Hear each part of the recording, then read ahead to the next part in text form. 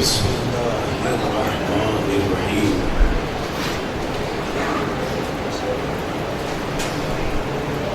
الحمد لله في العز الشامخ المنيف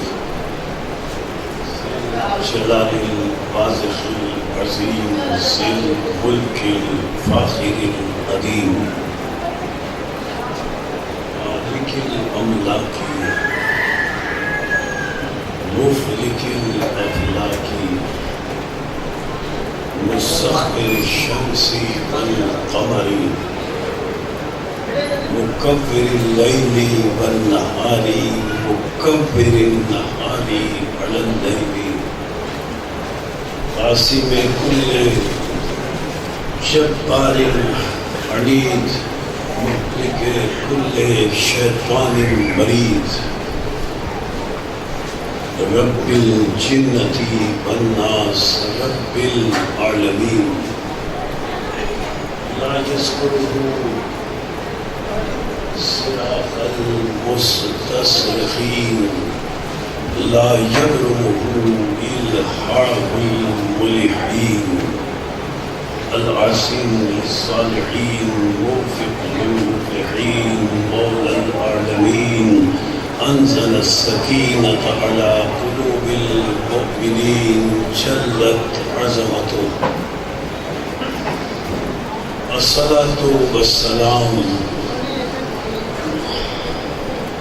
على النبي الأمي العربي الهاشمي القرشي المكي المدني الأبدعي المطلبي أبي القاسم محمد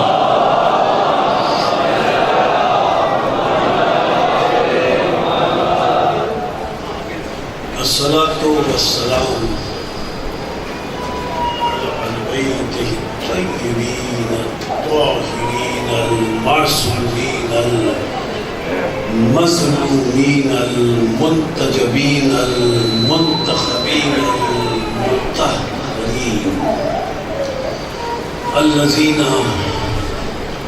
أذهب الله عنهم الرجس وطهرهم تطهيرا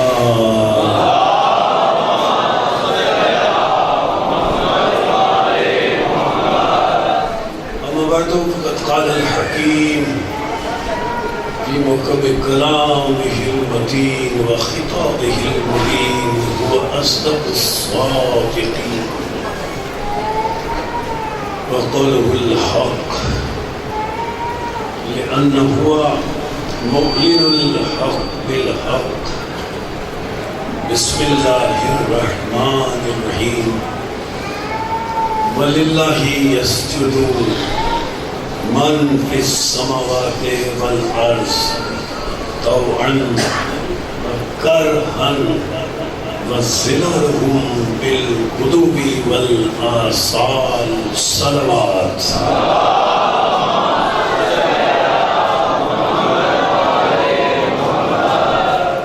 قرآن مجید کا 13واں سورہ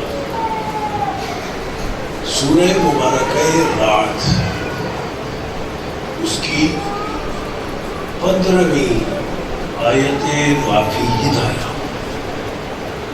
اللہ ارشاد فرماتا ہے وَلِلَّهِ يَسْجُدُ مَنْ فِي السَّمَاوَاتِ وَالْأَرْضِ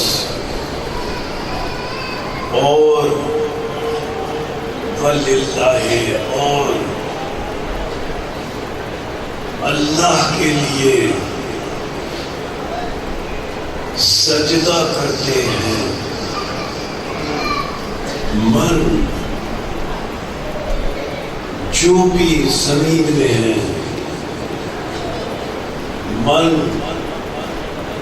جو بھی آسمانوں میں ہے سجدہ کرتے ہیں اللہ کی بارگاہ میں اللہ اس میں ذات ہے اللہ کی جتنی بھی دوسری صفتیں، یہ اللہ کے جتنے بھی دوسرے نام ہیں، ان میں کوئی بھی اس میں ذات نہیں ہے۔ لفظ اللہ کے علاوہ باقی جتنے نام اللہ کے ہیں سب اسماء صفات ہیں، لیکن وہ تمام اسماء صفات بھی اللہ کے غیر نہیں ہے، اللہ کے عین ہے۔ لفظ اللہ لفظ الہ سے ہے۔ الہ کے معنی جس کی عبادت کی جائے اسے الہ کہتے ہیں۔ مشرک نے بھی اپنے اپنے الہ بنا رکھے تھے، وہ ان کی عبادت کرتے تھے۔ جس کی عبادت کی جائے اسے الہ کہتے ہیں۔ اور یہی لفظ الہ جو ہے یہ اصل میں عربی قاعدے کے اعتبار سے نکرہ ہے، عام ہے، اور اسی لفظ الہ سے پہلے اگر الف لام معرفے کا داخل کر دیا جائے تو یہی لفظ الہ لفظ الہ سے لفظ اللہ بن جاتا ہے۔ اور لفظ اللہ اور لفظ الہ میں معانی کے اعتبار سے فرق پیدا ہو جاتا ہے۔ پھر الہ کے معنی جس کی عبادت کی جائے، اور اللہ کے معنی جو عبادت کے لائق ہو۔ مولا کائنات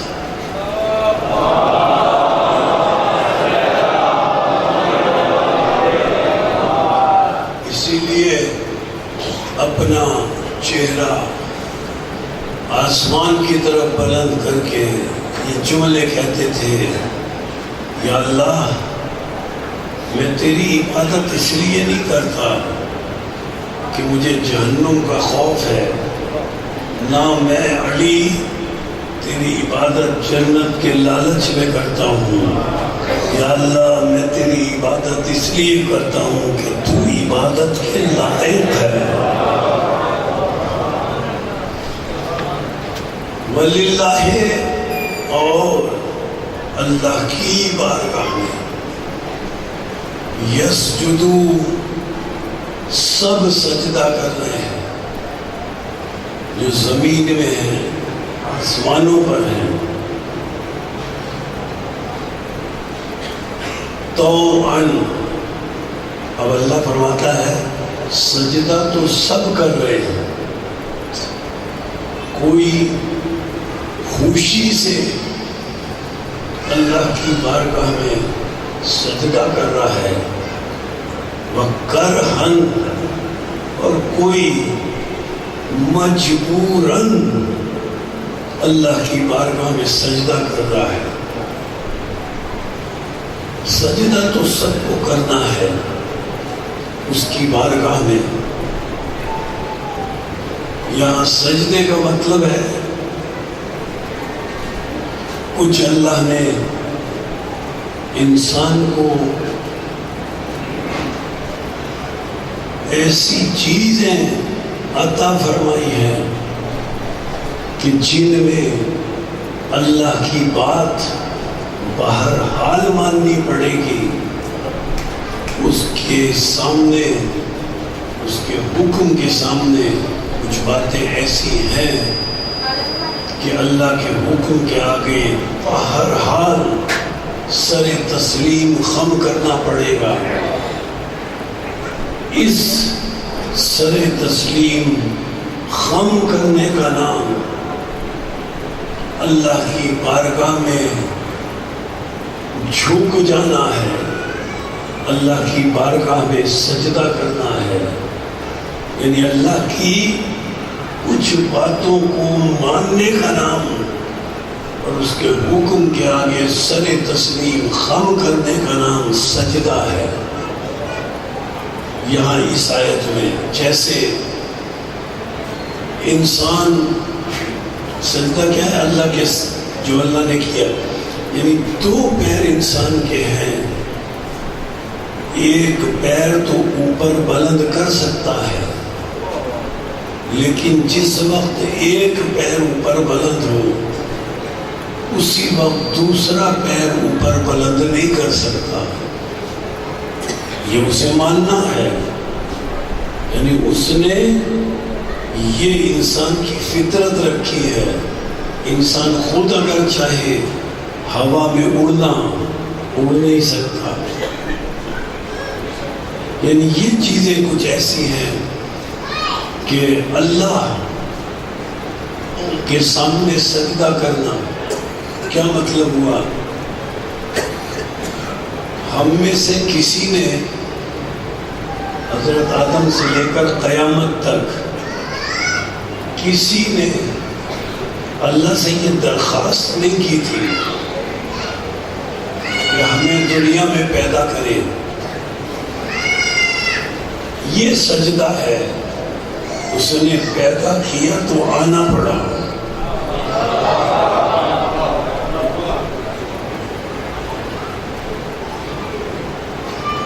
ہم میں سے دنیا میں آنے کے بعد کوئی نہیں چاہتا دنیا سے چلا جائے، کوئی دعا نہیں کرتا موت کی۔ موت کی دعا سے ویسے بھی منع کیا گیا ہے، لیکن اندر سے کوئی نہیں چاہتا کہ ہم چلے جائیں۔ سب دعا کرتے طول عمر کی، صحت و سلامتی کی کہ ہمیں عطا فرما، لیکن اللہ جب واپس بلاتا ہے، ہم نہیں چاہتے لیکن اللہ واپس بلاتا ہے تو اس کی بارگاہ میں جانا ہوتا ہے۔ یہ سر تسلیم خم کرنا یہ سجدہ ہے، یعنی یہ سجدے کی دوسری قسم ہے مجازی۔ پیدا کر دیا آنا پڑا، واپس بلا لیا جانا پڑا۔ اچھا کون ایسا ہے جس کو اللہ بہت زیادہ دولت دے دے، بہت زیادہ دے دے دولت، وہ اگر چاہے بھی غریب ہونا، بے تحاشا دولت خرچ بھی کرتا رہے، اگر اللہ چاہے جسے دولت دینا تو بے تحاشا فضول خرچ کرتا رہے، پھر بھی اللہ اسے اگر دولت مند رکھے تو یہ کیا ہے؟ دولت مند رکھے گا تو دولت مند رہنا پڑے گا، یہ ہے سجدہ۔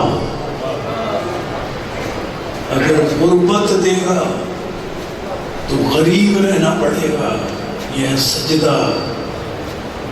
اگر صحت دے گا تو کوئی خود بیمار نہیں ہو سکتا، صحت مند رہنا پڑے گا۔ اگر مرض دے گا تو بیمار رہنا پڑے گا۔ یہ کیا ہے؟ مجازی سجدے، جس کے لیے اللہ نے فرمایا کہ اس میں مسلک کی کوئی قید نہیں ہے، مذہب کی کوئی قید نہیں ہے، دین کی کوئی قید نہیں ہے، چاہے کوئی مسلمان ہو غیر مسلم ہو۔ وَلِلَّهِ يَسْجُدُ مَنْ فِي السَّمَاوَاتِ، جو بھی زمین اور آسمانوں میں ہے، اور لفظ انسان کا اس پر اطلاق ہوتا ہے چاہے وہ مسلم ہو یا غیر مسلم ہو، اسے مجازی طور پر اللہ کی بارگاہ میں سجدے میں جھکنا پڑے گا، سر تسلیم خم کرنا پڑے گا۔ لیکن دوسرا سجدہ وہ ہے جو حقیقی سجدہ ہے، جو صرف مومن کرتا ہے، جو صرف متقی ادا کرتا ہے، اللہ کی بارگاہ میں اپنی پیشانی کو رکھ کر سبحان ربی الاعلیٰ، اللہ کے اعلیٰ ہونے کا اعتراف کرتا ہے۔ انا عبدک الضعیف وانت ربی الجلیل، اپنے آپ کو ضعیف اللہ کی بارگاہ میں کہہ کر اعتراف کرتا ہے کہ جلیل اور جلالت والا پروردگار وہی ہے۔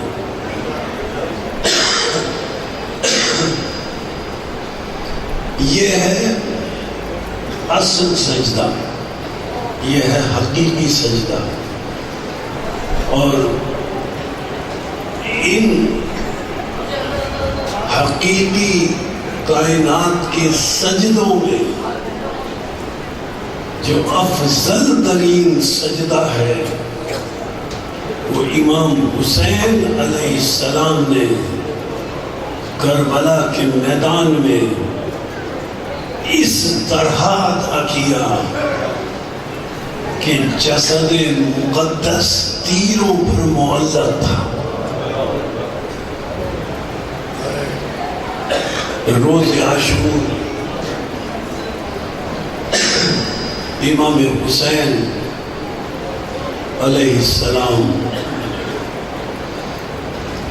آواز استغاثہ بلند کرتے ہیں۔ هل من ناصر ينصرنا هل من مغیث یغیثنا۔ یہ امام حسین علیہ السلام اتمام حجت کے لیے آواز استغاثہ بلند کرتے ہیں۔ عزیزان محترم، حضرت آدم علیہ السلام سے لے کر قیامت تک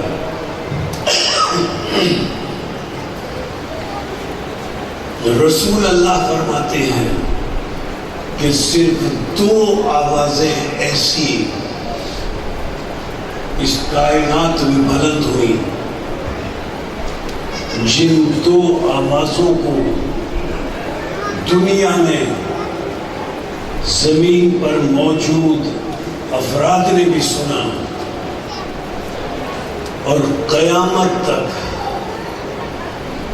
جن انسانوں نے دنیا میں پیدا ہونا ہے ان کی روحوں نے بھی سنا،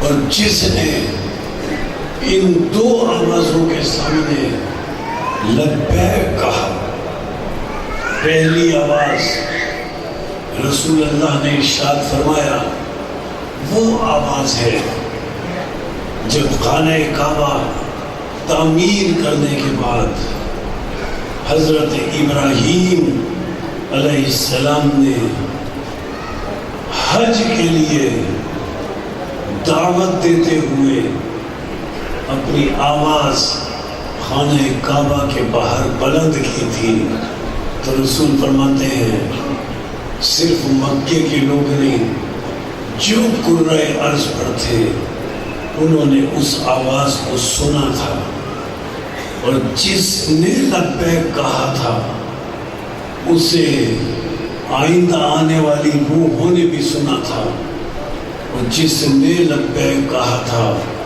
رسول فرماتے ہیں اسے حج ضرور نصیب ہوگا۔ اور دوسری آواز یہ امام حسین علیہ السلام کی آواز استغاثہ ہے،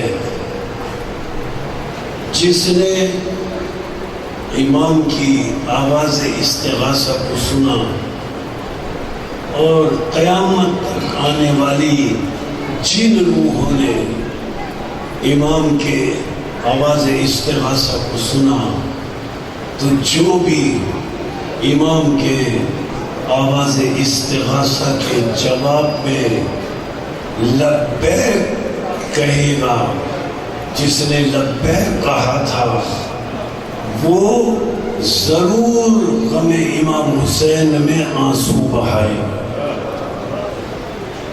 اس کے آنسو امام حسین کے غم میں لازمی نکلیں گے، اس لیے کہ اس نے امام کی آواز پر لبیک کہا۔ روز عاشور امام حسین علیہ السلام جب تنہا رہ گئے، امام کی ریش مبارک جب حضرت علی اصغر کے خون سے خضاب ہو گئی،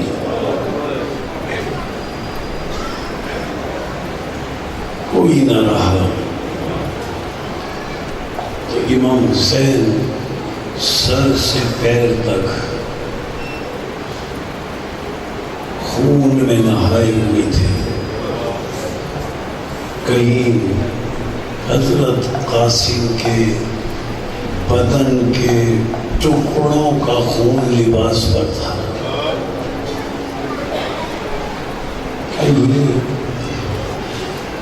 کہیں علی اکبر کی برچی کا خون لباس پر تھا،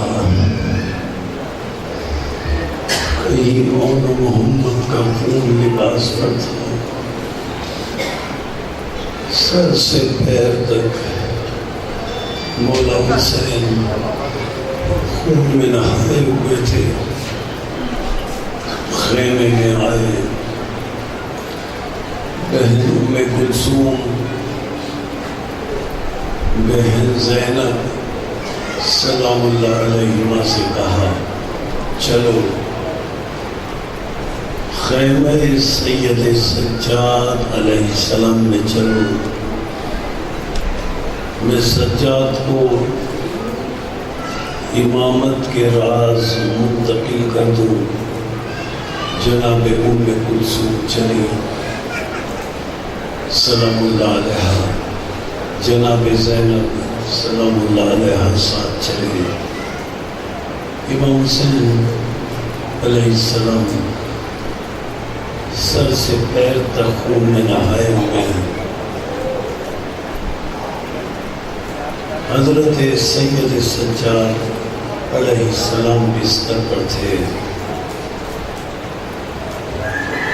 اب یہ کسی روایت میں نہیں ملتا کہ کس طرح سید سجاد علیہ السلام ہوش میں آئے، لیکن یہ ملتا ہے کہ ہوش میں آئے۔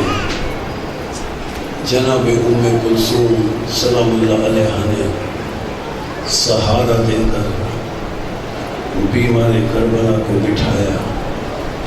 اب جناب زینب سلام اللہ علیہ سامنے کھڑی ہیں، خون میں نہائے ہوئے سر سے پیر تک مولا حسین علیہ السلام سامنے کھڑے ہوئے ہیں۔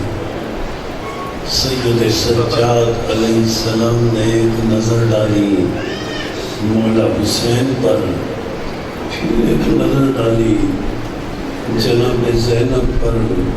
آپ جانتے ہیں میں تو آپ کے آنسوؤں کی نظر کرنے کے لیے جملے دہرا رہا ہوں۔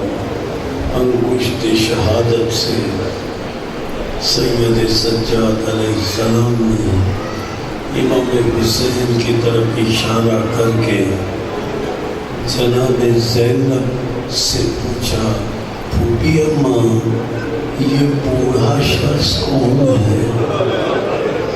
پھوپھی اماں یہ بوڑھا شخص کون ہے؟ پھوپھی اماں یہ ضعیف کون ہے؟ حسین ایک دن میں بوڑھے ہو گئے، اتنے داغ سینے پہ لگے، جناب زینب سلام اللہ علیہ کا بیٹا سجاد، تم نے پہچانا نہیں، یہ تمہارے بابا ہے، یہ تمہارے بابا ہیں۔ امام حسین سید سجاد سے مخاطب ہو کر ارشاد فرماتے ہیں، بیٹا سجاد بس اتنا سمجھ لو، بس اتنا سمجھ لو کہ اب خیموں میں، مردوں میں، یا میں زندہ ہوں یا تم زندہ ہو۔ بیٹا سجاد اب تمہیں قافلے کا سالار ہونا ہے۔ بہت سی وصیتیں کی مولا حسین نے سید سجاد علیہ السلام کو، جن میں سے اللہ کی ایک وصیت یہ تھی، بیٹا سجاد جب قید سے چھوٹ کر مدینے جانا تو ہمارے چاہنے والے شیعوں کو ہمارا سلام کہنا، ہم سے محبت کرنے والے شیعوں کو ہمارا سلام کہنا، اور بیٹا سجاد ان سے کہنا کہ شرط محبت یہ ہے کہ جب ٹھنڈا پانی پینا تو اپنے مولا کی پیاس کو یاد کر لینا، جب ٹھنڈا پانی پینا اپنے مولا کی پیاس کو یاد کر لینا۔ عزادارو، اب امام حسین وصیتیں کر کے سجاد علیہ السلام کے خیمے سے باہر آئے، اپنا امام حسین علیہ السلام نے محفوظ رکھا ہوا اپنا امام حسین نے پرانا لباس نکالا، لباس نکال کر امام حسین علیہ السلام نے اپنا وہ پرانا لباس پہنا۔ جب وہ لباس پہن کر آئے اور جناب زینب سلام اللہ علیہ نے دیکھا تو چیخ مار کر جناب زینب بلند آواز سے روئیں، رو کر کہا، بھائی مجھے اچھی طرح یاد ہے اماں زہرا یہ لباس سیتی جاتی تھی اور روتی جاتی تھی، اماں زہرا یہ لباس سیتی جاتی تھی اور روتی جاتی تھی۔ بھیا ذرا اپنا سر نیچے کرو، بھیا ذرا اپنی گردن قریب کرو، اماں نے مجھے وصیت کی تھی، بیٹی زینب جب میرا بیٹا حسین یہ لباس پہنے تو اس کی گردن کو پیار کر لینا، جب میرا بیٹا حسین یہ لباس پہنے تو اس کی گردن کو پیار کر لینا۔ جناب زینب سلام اللہ علیہ مولا حسین کی گردن کو پیار کر چکی، سنیں گے قیامت کے جملے، اب قیامت کے جملے۔ امام حسین علیہ السلام نے کہا، بہن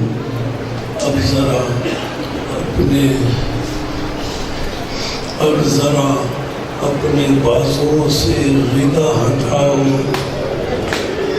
اماں نے مجھے بھی وصیت کی تھی کہ زینب کے بازوؤں پر پیار کر لینا، زینب کے ان بازوؤں میں رسیاں بندھی تھی، کربلا سے کوفے جانا ہوگا، کوفے سے شام جانا ہوگا۔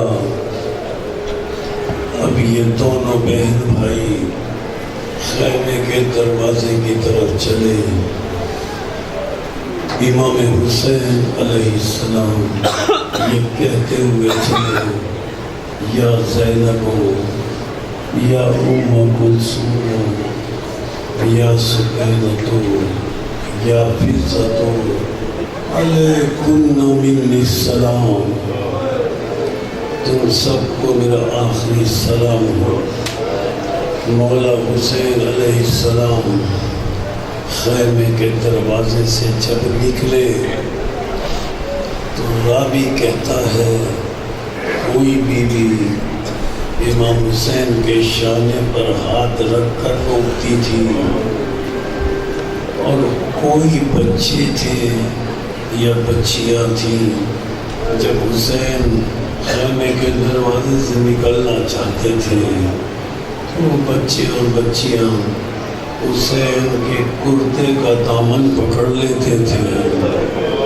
مولا ہمیں کس کے سہارے چھوڑ کر جا رہے ہیں، ہمیں کس کے سہارے چھوڑ کر جا رہے ہیں؟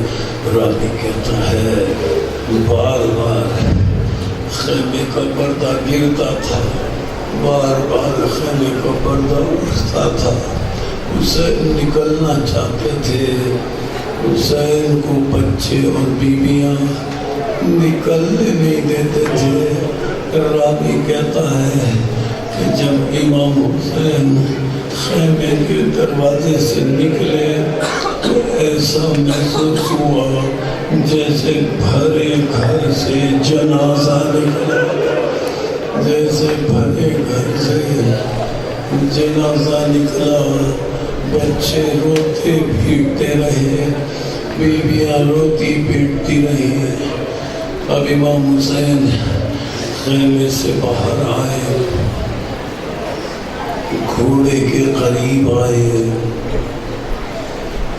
جب گھوڑے پر مولا حسین سوار ہوتے تھے تو عباس سہارا دیتے تھے، علی اکبر سہارا دیتے تھے۔ حسین بڑی شان سے گھوڑے پر سوار ہوتے تھے۔ گھوڑے کے قریب آ کر امام حسین کو اپنا سوار ہونے کا وقت یاد آیا۔ ایک مرتبہ میدان کی طرف نظر ڈال کر بلند آواز سے پکارا، ہے میرے شیرو، اے میرے شیرو تم کہاں ہو؟ میرے سوار ہونے کا وقت آیا ہے، تم میں کوئی نہیں جو مجھے آ کر سوار کرے۔ میرا خیال ہے، میرا دل کہتا ہے شہداء کی لاشیں ضرور تڑپے ہوں گے۔ ایک مرتبہ ابو حسین علیہ السلام ذوالجناح کے قریب آئے۔ جناب زینب سلام اللہ علیہا خیمے میں پردے کے پیچھے بلند آواز سے کہتی ہے، بھائی اگر اجازت دو تو میں باہر آ جاؤں اور آپ کو آ کر گھوڑے پر سوار کر دو، میں باہر آ جاؤں اور آپ کو آ کر گھوڑے پر سوار کر دوں۔ امام حسین فرماتے ہیں، بہن میری زندگی میں خیمے سے باہر نہ آنا، میری زندگی میں خیمے سے باہر نہ آنا۔ مولا حسین علیہ السلام خود گھوڑے پر سوار ہوئے۔ بڑا ایک غضب کا جملہ ہے، بڑا ایک قیامت کا جملہ ہے، بڑا ایک دردناک جملہ ہے۔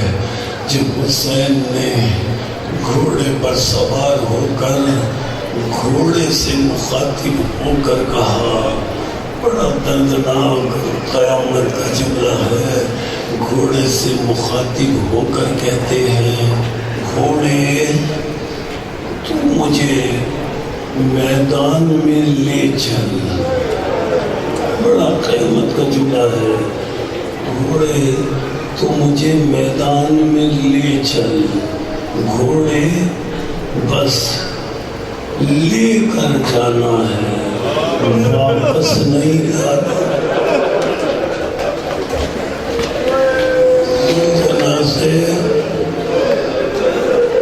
زلجلہ سے مخاطب ہو کر کہا گھوڑے بس لے کر جانا ہے, واپس نہیں لانا ہے, واپس نہیں لانا ہے.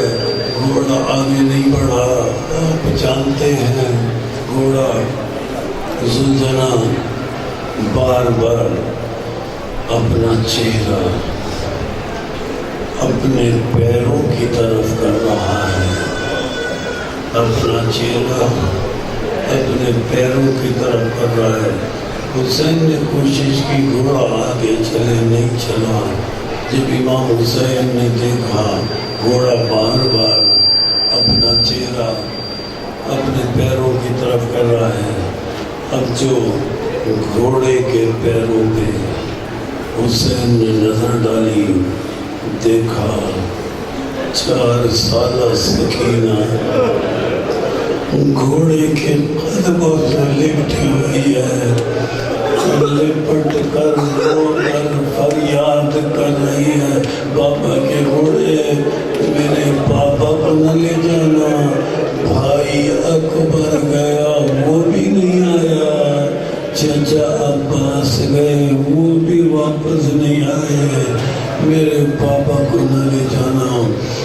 حسین علیہ السلام گھوڑے سے اترے, سکینہ کو گود میں لیا, تسلیاں دے کر واپس بھیجا. اب ہمارے مولا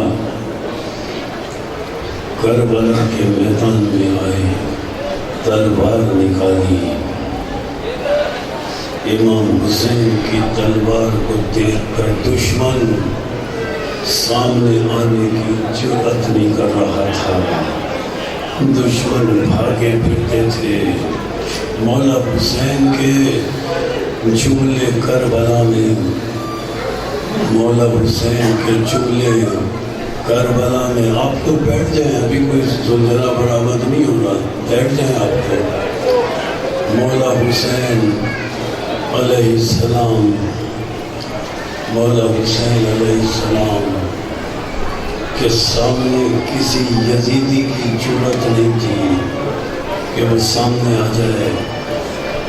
اور آپ کو پتہ ہے مولا حسین تلوار چلاتے جاتے تھے اور یہ جملے کہتے جاتے تھے, اس کی جنگ دیکھو جس کا 6 ماہ کا بچہ مارا گیا, اس کی جنگ دیکھو اس نے 6 ماہ کے بچے کو زمین میں دفن کر دیا. اس کی جنگ دیکھو جس کا کڑیل جوان مارا گیا. اس کی جنگ دیکھو جس کا بھتیجا قاسم گھوڑوں میں پامال ہو گیا. اس کی جنگ دیکھو جس کے بھائی عباس کے بازو کٹ گئے. یہ کہتے جاتے ہیں, جنگ کرتے جاتے ہیں, دشمن بھاگا پھر رہا ہے.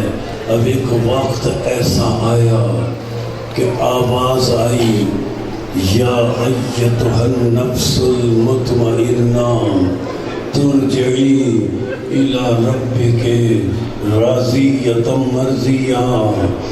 اے میرے مطمئن نفس, اب واپس پلٹا, تیرا رب تجھ سے راضی ہے, تیرا رب تجھ سے راضی ہے. آواز سن کر امام حسین نے اپنی تلوار کو نیام میں رکھا. بس تلوار کا نیام میں رکھنا تھا. ہمارے مولا پر تلواریں پڑنے لگی، ہمارے مولا پر نیزے پڑنے لگے، ہمارے مولا پر پتھر پڑنے لگے۔ اور عزاداروں، جس یزیدی کو کوئی پتھر نہیں ملتا تھا، وہ کربلا کی گرم ریت اٹھا کر، کربلا کی گرم ریت اٹھا کر، کربلا کی گرم ریت اٹھا کر مولا کے زخموں پر ڈالتا تھا، مولا کے زخموں پر ڈالتا تھا۔ اب حسین علیہ السلام سے گھوڑے پر نصب لگایا۔ ایک مرتبہ اپنے دونوں ہاتھوں کو امام حسین نے گھوڑے کی گردن میں ڈالا اور گردن میں ڈال کر غضب کا جملہ کہا، اے گھوڑے مجھے وہاں لے جا کر اتار دے جہاں علی اکبر کا لاشا پڑا ہے، جہاں علی اکبر کا لاشا پڑا ہے، جہاں علی اکبر کا لاشا پڑا ہے۔ گھوڑا چلا، اس مقام پر پہنچا، اپنے دونوں پیر گھوڑے نے نیچے کیے، حسین کو اتارا۔ حسین نے نشیب کی طرف دیکھا، ایک برقع پوش بی بی، ایک برقع پوش بی بی زمین کو صاف کر رہی ہے، زمین کو صاف کر رہی ہے۔ حسین متوجہ ہوئے تو اس بی بی نے پکار کر کہا، اے میرے پیاسے بیٹے، اے میرے پیاسے بیٹے، اے میرے پیاسے بیٹے، تیری ماں آ گئی ہے، تیری ماں آ گئی ہے۔ اب تیری ماں تیرے سر کو اپنے زانوں پر رکھے گی، اپنے زانوں پر رکھے گی۔ حسین گھوڑے سے زمین پر نہیں آ سکے، نہیں آ سکے۔ اس کی دلیل یہ ہے کہ امام زمانہ زیارت میں فرماتے ہیں، میرا سلام کربلا کے میرے اس پیاسے جد پر، پیاسے دادا پر، جس کا بدن روز عاشور نہ گھوڑے پر تھا نہ زمین پر تھا، بلکہ تیروں پر معلق تھا، تیروں پر معلق تھا۔ تیروں پر معلق حسین نے سجدہ کیسے کیا ہوگا، سجدہ کیسے کیا ہوگا۔ اب حسین علیہ السلام کا وفادار ذوالجناب حسین کا چاروں طرف سے طواف کر رہا ہے، چاروں طرف چکر لگا رہا ہے۔ ظالموں نے دیکھا یہ گھوڑا حسین کو قتل نہیں ہونے دے گا، تو ایک ظالم نے دوسرے سے کہا، پہلے حسین کے گھوڑے کو قتل کرو، ورنہ یہ گھوڑا حسین کو قتل نہ ہونے دے گا۔ بڑے ظالم نے جب آواز سنی چھوٹے ظالم کی تو پکار کر کہتا ہے، خبردار گھوڑے کو قتل نہ کرنا، یہ رسول کی سواری کا گھوڑا ہے، یہ رسول کی سواری کا گھوڑا ہے، یہ رسول کی سواری کا گھوڑا ہے۔ ارے ظالم، تجھے سوارے تجھے رسول نظر نہیں آ رہا، جسے رسول نے زبان چسائی، اپنے شانے پر سوار کیا، بس کربلا میں آندھی آئی، آسمان سے خون برسا، نہر فرات کا پانی اچھلنے لگا، آواز آئی، اللہ کو تیرا روزہ ہے، اے کربلا اللہ سبحانہ